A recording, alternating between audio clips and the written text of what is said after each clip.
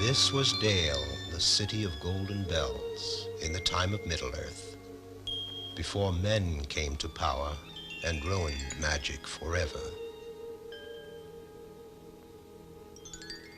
And this is the Arkenstone of old, the white heart of the mountain, the central treasure of all the vast treasures of this golden realm.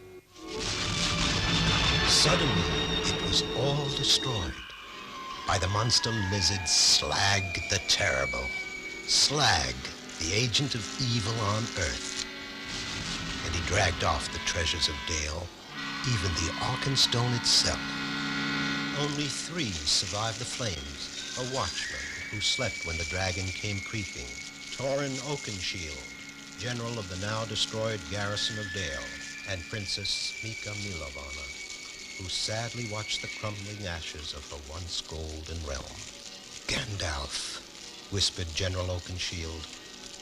Only the great wizard Gandalf can help us now.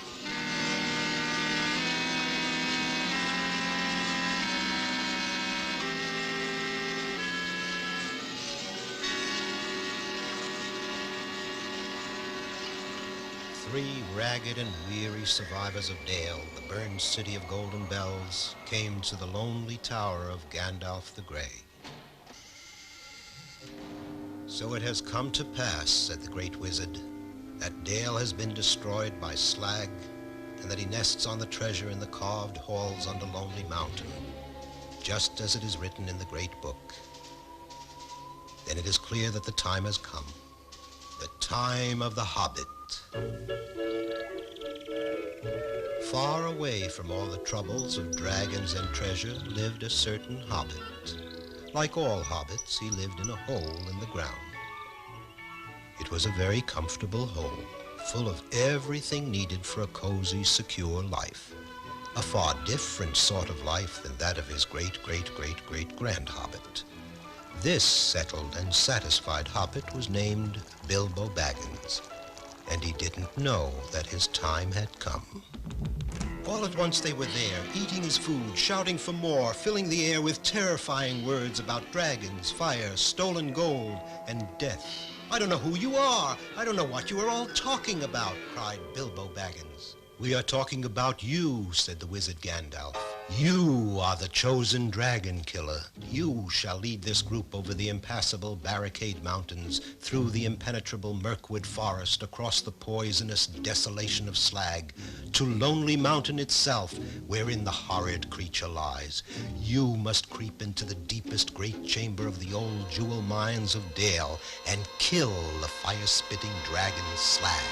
A fascinating story, said the small hobbit. And now, if you have all finished your breakfasts, it's been a great pleasure to meet you, and I wish you lots of luck and all speed. But it is written in the prophecies, said General Torin Oakenshield. We cannot go without you. Then don't go at all, shouted Bilbo. Leave that old dragon be. The princess was furious and impatient with all this talk. Mr. Baggins, she shouted, that dragon has killed my father and all of my people. He has burned to ashes my golden land of Dale. Now he sits on our treasures and waits his time to strike other lands, maybe even here. If you are all afraid, then I shall go alone. Bilbo was shocked. He shouted at Gandalf, but this is crazy. She's only a child. You can't let her face this journey, that dragon, alone. Correct, the great wizard agreed. I'm glad you see it at last, dear Bilbo. You can start first thing in the morning.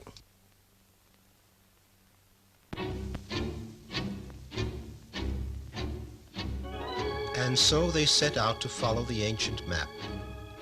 Leaving the comforts of Hobbiton behind and carrying barely enough food for the usual Hobbit between-meal snack, the conscripted dragon slayer and the 3 survivors of Dale struggled across the great barricades. Gandalf the Grey watched from his own distance. He knew well what terror waited along this craggy path. A crushed cabin burns a stolen lamb to feed groans, hungry brutes with skin as thick as bark. But people meat is their favorite food. The legends say that groans must be in their caves before sunrise, or they'll surely turn into dry trees, rooted to the ground forever. But there was a long night ahead, and this puny lamb would serve only as an appetizer as the unsuspecting travelers approached. The smell of roasting lamb was too much for the starving hobbit, but the others, being bigger and even hungrier, knocked him spinning into a hollow log. In no time at all, the three were tied to the roasting spit. But the second groan was angry that the first had burned the lamb and demanded that the new victim should be boiled instead of roasted. The first groan furiously knocked the spit from the flames and shouted that the second should be happy to have people flesh at all. Now the hobbit saw that he might save the others if he could just keep the brutish groans fighting among themselves. He was a good mimic, and he hoped the hollow log would amplify his small voice. The second groan's lips didn't move, but his voice seemed to shout, "No stupid ape like you can tell me how to eat my food." "Who are you calling stupid, you ugly knothead?" roared the first. Soon the dull-witted groans forgot all about their dinner and were busily trying to kill one another. They fought and cursed each other through the night till the first rays of the sun caught them by surprise. Bilbo had tricked them, and now they would be rooted to this spot forever. 2 less groans and 2 more gnarled dead trees. As they moved forward again across the great barricades, the survivors had a new opinion of their small hobbit dragon slayer. Perhaps he might prove useful after all, thought Torrin Oakenshield. Then, suddenly, Bilbo was gone. Down through a crevasse with a soundless scream as the others trudged on. Down past the chewed rock tunnels of the hateful grablins who kill and eat only for spite. Down to the roots of the mountain. Down to where there is none but gloom. Unremembered years before, a weak and rejected creature found what Gandalf the Grey still seeks, the one ring of power. He had crept into the inky depths to hide it here, on this black isle where the hobbit had now fallen, and he had cringed with his ring alone in the dark so long that he could speak only to his miserable self, Gollum. "What horrid little nasty has come to steal our ring, my precious? We must squeeze it till it dies, yes? We durstn't let it take our dearest ring, Gollum." Bilbo did have the ring. Magically, the one ring of power had found its true bearer. It was Bilbo Baggins the Hobbit. He felt the ring's power, that it might help him against the dragon slag. Bilbo made a mighty leap on his broad hobbit feet, clear to the shore, and darted up the nearest tunnel as fast as he could go. "Curse him and crush him," wailed Gollum. "We must catch the tricksy thief before it reaches the outside." And the wretched thing waddled right past Bilbo, who of course didn't know the way out, but who guessed that Gollum did.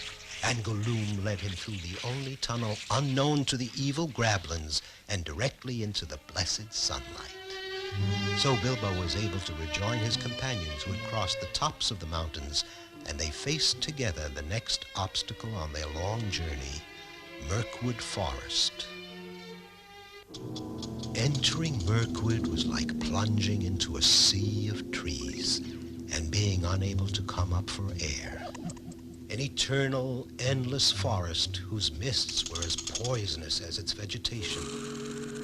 The 4 travelers were starved and exhausted, but they pushed on, compulsively determined to bring themselves to the most hideous danger of all, Lonely Mountain, wherein lay the killer dragon Slag.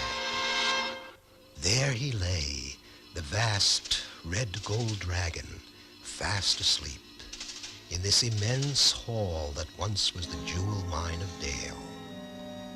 Ironically, Slag had dragged these same jewels from the treasury of the Golden City he destroyed back to the very place of their origin. As Bilbo looked out at this stupendous scene of both beauty and ugliness, his feelings, too, were a swirling mixture of exhilaration and horror. Then, Out of this staggering panorama of gems, he suddenly saw only one. It was the Arkenstone of Dale. Now the tiny hobbit knew exactly how this lizard must die. It was the bravest thing he had ever done, certainly braver than anything the comfort-loving squire of Hobbiton ever would have imagined he could do. Perhaps it was only the power of the ring he wore. Perhaps it was his growing love for the Princess Mika. Or maybe it was only that he knew that someone had to do it. But he did it. He climbed the diamond vest of the slumbering dragon and he stole the Arkenstone. Together with the others, he fashioned a powerful crossbow from old mining tools. And the Arkenstone, the white heart of Dale, was the arrowhead destined for the black heart of Slag.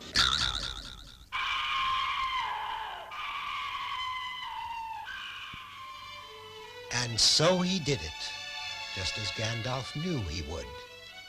And the city of Golden Bells was built again, and Bilbo and Mika reigned there together.